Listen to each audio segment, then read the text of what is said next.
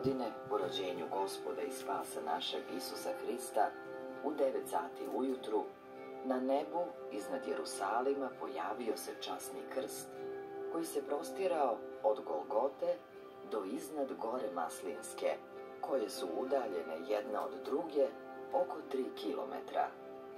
Svedoci kažu da je svetlost njegova bila jača i od sunca, a po lepoti svojoj bio je krasniji i od najlepše duge.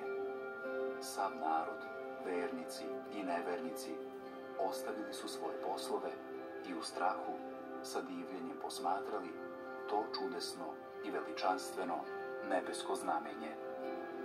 Mnogi nevernici su tada sa strahom i radošću hitali u crkvu Božju i primali sveto krštenje, a jeretici sa velikim kajanjem i skrušenošću tražili su oproštaj svojih grehova.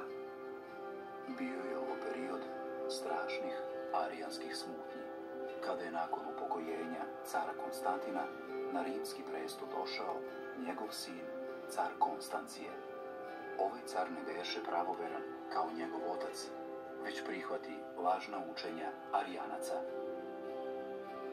Arijanci su hulili na ime Hristovo i govorili da je on samo čovek, ali ne i Bog.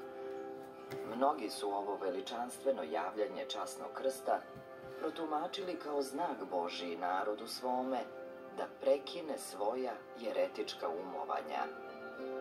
Sveti patrijarh Jerusalimski Kiril je tada caru Konstanciju napisao pismo o ovom nebeskom znamenju, u kojem ga savjetuje da se vrati pravoslavlju, jer se veliko čudo Božje dogodi na dobro svih ljudi.